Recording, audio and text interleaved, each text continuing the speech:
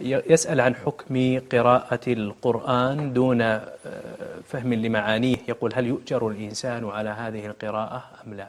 نعم، يؤجر الإنسان على مجرد نعم. القراءة ولو لم يفهم المعاني.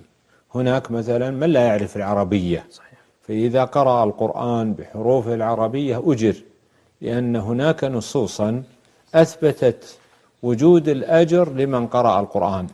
نعم. وإن كان تدبر القرآن عبادة مستقلة، يحسن بالإنسان أن يفعل الأسباب المؤدية لتدبر القرآن.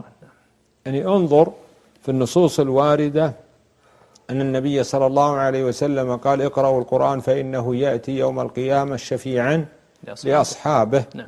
وبالتالي نقول القراءة عبادة يؤجر الإنسان عليها.